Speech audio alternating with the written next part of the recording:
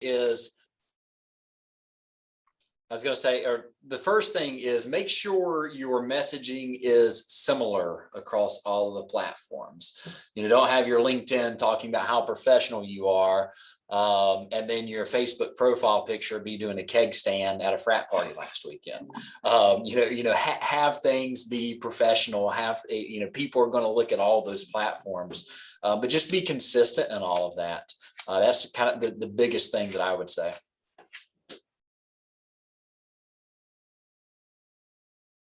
And I think it goes back to also, how do you tell that story on your resume, on your LinkedIn, right?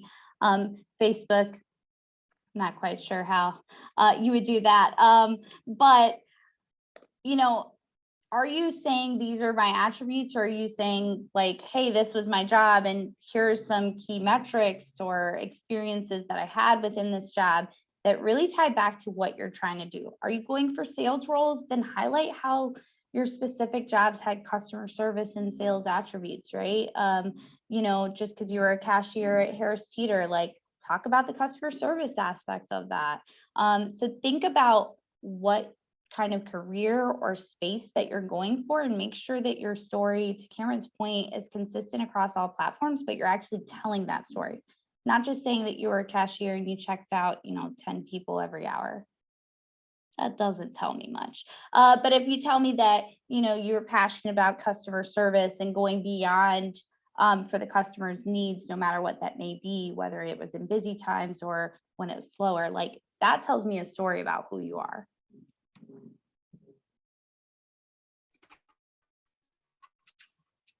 I like that too. I think I kind of bring it home with really maximize that interaction that you get, because it's very hard to stand out on a resume, right? I mean, I think we all kind of know that, but once you get some face-to-face interaction, whether it's on Zoom or in person or whatever that might be, that's a great time to sell yourself and just show someone who you truly are, because it's just plain difficult to do on paper. So I would say maximize that face-to-face interaction and really utilize video too. I think my mind is kind of all things social, so I always think from a social standpoint, play it can kind of speak louder than utilize video and that kind of face-to-face interaction to show your personal brand.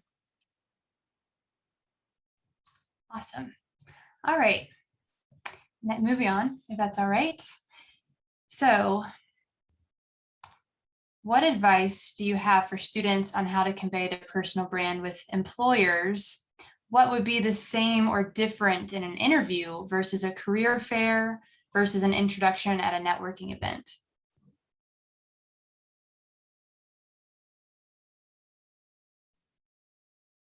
All right, so I'll jump in here. Okay, so let's go one by one. Well, interview, I think that preparation is super important, right? We talked about that, doing research on their company, coming prepared with questions, knowing what stories from your journey you want to present. So if I'm going, again, if I'm going for a sales role, like I'm going to make sure that I think about a couple of key times that no matter, you can relate anything to sales. You can relate anything, any experience almost to anything, right? But it's how are you highlighting that to fit the role? So preparation for your interview is key. Let's see, career fair was the next one, I think. Yes. So career fair, I think it's I call it your impact statement, right? I'm not necessarily going to research 500 is exaggerating, but 150 companies, right? It's okay at a career fair, in my opinion, to ask, hey, what does your company do? I'd like to learn more. But having that impact statement of who you are and what you bring to the table in kind of a 2 to 3 minute, sentences, right? That you can introduce yourself, and you're going to make that impact and make yourself memorable to anybody you meet. I think that's important for career fair. And then the last one was a networking event. I think if you have an opportunity to know who's going to be there ahead of time, doing a little bit of research on them, you don't have to deep dive, but knowing what company they're from and And maybe again, like, hey, these are the key couple of people that I want to meet. Or just, more personable. Think about like career fair, you've got just a couple of minutes with that person. Networking event, you get a little bit more face time. So think bigger picture, more than 2 or 3 sentences. Maybe have a couple of key questions that you have in your mind that you want to ask people, to kind of keep that conversation going as well.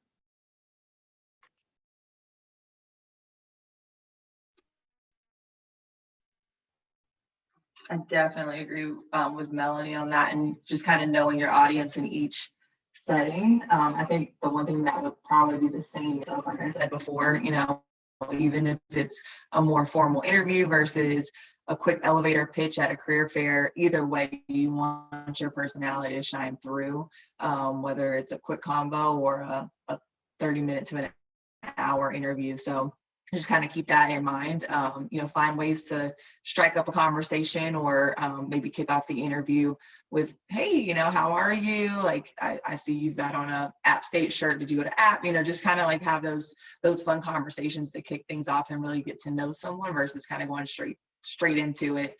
I think that, like Cameron was saying earlier, just making yourself really memorable. Yeah, the only thing that I'll add to that is, Melanie talks about an impact statement. Practice that. Tiger Woods does not show up on the golf course and is like, oh, okay, I haven't been out here in the last month, but we'll see how today goes. Playing in a tournament.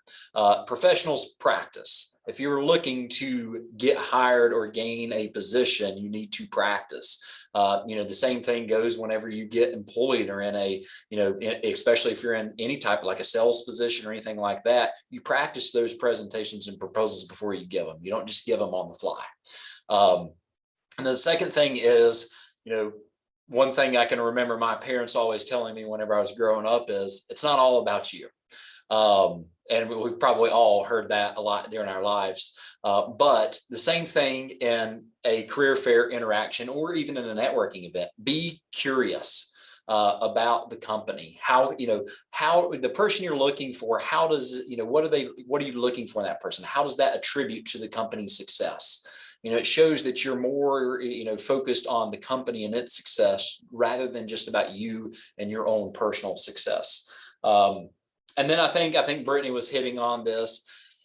If a company or the networking people that are going to be at that networking event, do a little research, figure out if you have any common ground there. Especially if they're an App State alumni, what year did they graduate?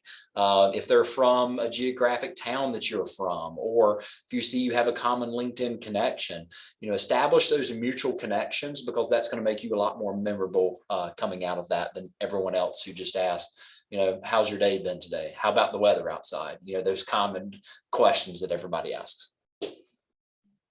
I'll just promote real quick, Business Career Services can help any student looking to practice those skills. So don't be afraid to come by. Okay. Are you seeing any creative, effective ways that candidates are building their personal brand virtually? I'll jump in here. I think the one that I'm seeing a lot recently is TikTok, actually. So I've seen some really cool ways of people just kind of showcasing their personal brand. I know everybody might think TikTok's an odd way to do that, but between Reels on Instagram and TikTok and all these different opportunities that social media puts out there, I think there's really cool ways that you can be professional and still show who you are, and kind of stand out. So check out some. I've seen some really cool, even like employer, they cool. So I'd say that's the newest creative way I've seen recently. I have not seen anything that fancy or awesome, but I am also not super in the social media realm. I have sworn off TikTok. So if you have a cool TikTok video, I apologize. I probably will not see it. Really, to me, I love the aspect of being on video. I think people kind of take that for granted and discount it. It's unfortunate. Like, practice your video. If the employer has a Zoom meeting and you're awesome with Zoom, awesome, you know, Zoom's good. But like we do Teams meetings, and it's a little disappointing, and people get points off for sure if, you know, I'm ready and I'm on video and I'm on a call and I get a message like, oh, I can't figure out how to open Teams. In my mind, I'm like, did you not practice Teams? Like, make sure that it works. That just shows, right, that to me, like, you're not taking this as serious as the position that we're going for. So I think knowing, like, being on video, also being cognizant of what's behind you. I've had people on video with some questionable things behind them. But also, like, pick a spot where you're not going to have a ton of background noise. Like, if you can be in private, if your background is not great, like, blur it out, or you know. But I also like seeing the authenticity of people being, you know, in their home office or at school or wherever it might be. I think that goes a long way to building that connection too, and more personable. The only thing that I would say around that is just, and I think this may be even old news by now, is just your backgrounds, you know, virtual backgrounds on Zoom or something. You know, you can tell a lot about you or your personality by, you know, having a, you know, I like fun backgrounds. I like for people's personality to show who they are in their backgrounds. Some employers may want it to be a little bit more straight laced. However, I personally don't. I like fun things. But that's just. And I don't know, Melanie, you know, well, you and Brittany I'm in the office. Y'all are probably more from a more corporate environment. I don't know how that's kind of seen it on larger companies. Oh, like Allie just joined, world map behind her. That's awesome. Like, to me, I'm with you, Cameron. I like fun backgrounds. I think, of course, always be appropriate. That just goes for anything you do in life, period. But see, I think that's so cool. And I've actually, like, in some interviews been like, hey, that's a really cool, I had one kid, super memorable, right? He had like a map of the US with bottle caps, so like different breweries. And I was like, have you really been to all those? And he had. I was like, he's like, I've only got like 10 more. That's awesome. That to me is like, boom, making an impact, pretty cool. So just keep that in mind too. You can definitely have fun with it. Yeah, and if you don't have anything in real life that's interesting, you can always make a graphic for behind you. There's an idea. All right, so that's the end of all of our formal questions for our panel today. Are any students interested in asking one of these wonderful panelists a question? You're welcome to put it in the chat if you don't feel like talking, but that's definitely encouraged to speak out loud.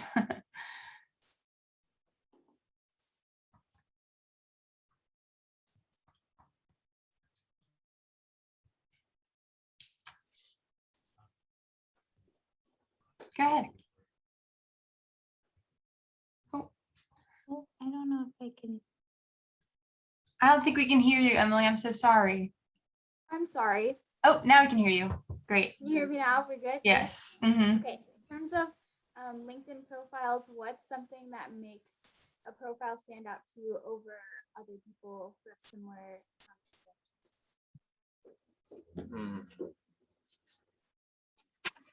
I'll jump in. Hi, Emily. One thing that I like seeing a lot is so underneath your like work experience or whatnot, you can insert different projects or link out to websites or add photos, things like that. So I love seeing those. I try to add those whenever I can to my profile as well, because I feel like it just speaks a little bit louder than just bulleted, you know, I did this, this, or this. So I think that's a pretty cool thing that I've seen people do. And just some of the basics, like you'd be surprised how many people just don't have a header image, a nice photo, all their profile updated. Just simple things like that really go a long way and can weed you out amongst, you know, a lot of applicants. So I would just encourage everybody on the call to definitely review their LinkedIn profile, make sure that that's up to par and that you haven't missed a beat there, and just kind of utilize some of those functions that LinkedIn offers. Yeah, I would echo everything Brittany said. I'm not I am the final round interview. I'm not on the front end of recruiting, although I will be at App State this week. Hope to see y'all. But I think all of those are great call outs. To me, the big one is definitely the photo. I think it's always nice to have a photo, and it just makes it like, that's your brand, right? People want to see your face, they connect with that. Just the weird cutout image of a person, like, The only thing there, one additional thing that I would add to that is, kind of in your bio there, just have something about you personal. Don't, in today's world, personal and business are starting to blend a little bit more than they used to. Just have something about you personally. You're, you're a big adventure junkie, and you've bungee jumped 12 times over the last 10 years. Something that's like, I'm going to remember that. But just something personally. Great answer. We had one question in the chat. Oh, sorry. Go ahead, Melanie. Sorry. I was going to say, to Cameron's point, bring that across everything. Like that cool personal touch goes a long way. I mean, I still remember an interview from 6 years ago. I kid you not. The kid talked about being a basketball coach. I think the question was, how do you like overcome challenge or something? And he was like, well, I was a middle school basketball coach, and you've never seen challenge like a middle schooler's dad yelling at you for your kid not getting game time. And I was like, oh my God, that's like, yes, that's hilarious. So bringing that personal touch, activities, hobbies, like I'm all about authenticity and bringing your whole self. So awesome tip. Great. So the question we had in the chat was from Rick. His question says, what student stuck out to you at a networking event the most, and why? So networking events are a little different these days. I'll touch on in-person and virtual. So virtually, I think being on camera, being engaged the whole time. I know there's a lot of distractions, but being engaged the whole time is really important, being on camera. And then also like asking a question, that goes a long way. As presenters or as panelists, it's tough sometimes when we're like, any questions? It's like crickets. So being that person that's willing to be bold, come off mute, ask a question, that definitely helps you stand out. In person, I think Cameron had mentioned it earlier, like finding that connection outside of work, right? Like, is it the mountain biking or adventurous person? Is it that, I'm one of five kids and, whatever, right? But finding that kind of way to connect where it's not just business and the canned answers. I think bringing yourself and who you are is really important, whether it's video or in person. We can always see straight through the saying what you think we want to hear. Saying what you think I want to hear is what I absolutely don't want to hear. So be you. It definitely comes across no matter what you're doing, and to the point, like being on video, if it is virtual, that helps be you more than anything, more than just being on voice.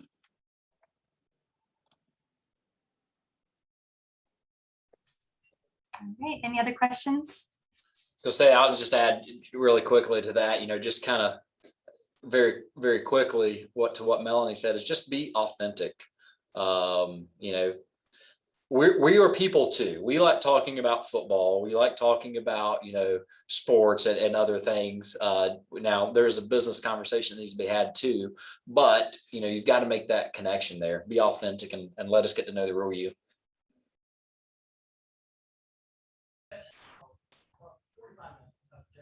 All right. And you don't have to be perfect. Like, Brittany's talked a bunch about LinkedIn. I'm sitting over here like, man, I got to shape up my LinkedIn profile. Like, I'm not strong at that. And that's okay, right? So you don't have to be perfect across the board. That preparation, that being yourself. Now, I'm not saying don't shape up your LinkedIn profile by any means. Shape up your LinkedIn profile. But it's okay if you're not super strong at X, Y, Z. That doesn't totally disqualify you for the role. Show what your strengths are in comparison to the role, connect with people. That's really, I would say, it doesn't matter what industry you're in. Being able to connect with people and have a conversation and build relationships is going to be important no matter what job you're in, what field you're in.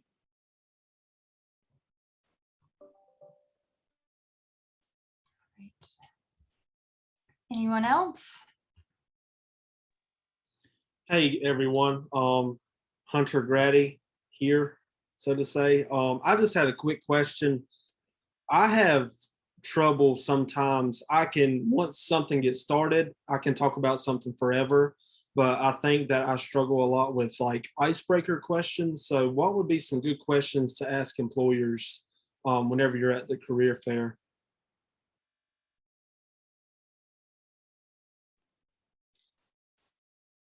Go ahead, Melanie. I always think a great icebreaker question is, how long have you been with the company and what's your favorite thing about the company? One thing I always suggest people look for is like, have the people been with the company for a while? And it's not necessarily that the people that go to the career fair have to be there for a while, but just in general, do they have high turnover? You can kind of tell that by like, oh, your whole team, nobody's been here more than like a year. But when we talk about how I've been here for 9 years, my GM's been here for 21 years, like that shows me like, oh, wow, it's a company that you can have a career at. I think that's important. And then hearing what people's favorite part about their company is. You'll always hear some interesting stuff. And I mean, there's a reason we're here, right? There's a reason that we're representing our company. It's because we love it and we'd love to share with you what our favorite parts about it are. And then be prepared, right? Listen and be prepared to pull out some of that like you're looking for in a career. Maybe they tell you how they've been here for a long time. Wow, I'm really looking for a company where I can have a long career and develop myself throughout the years and have a long, prosperous career. That's awesome to hear that you've been there for 9 years. Or wow, I love that you guys have so much PTO. Whatever they say, think about how that fits into what you're looking for in a company and be ready to kind of engage in the back and forth with that. That's great. I'll tell you a question, not necessarily not to ask, but it's the same question everybody asks is, what do you guys do? What does your company do? That's probably not going to separate you, but, a couple of things that may be good to start off with is, similar to the same thing Melanie was saying is, what's your culture like? Tell me about your culture, because in today's world, to me, that's huge. You spend more time at work than you do with your family. And then secondly, another good question would be, what does it take to be successful at the company you're at? Trying to see that, what is that drive, and do you have that drive? Is it technical skills? Is it more social skills? What are those skills that it takes to be successful?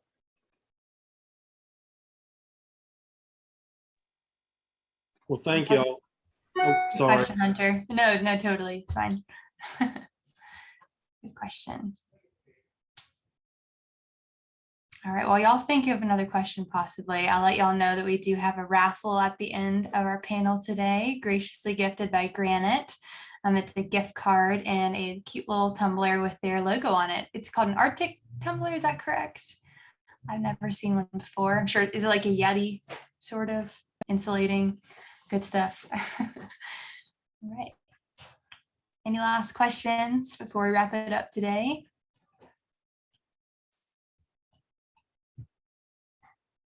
No. All right, y'all.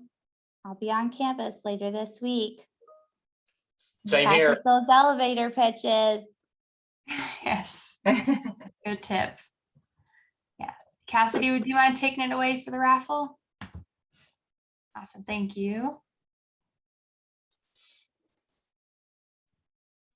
That's cute.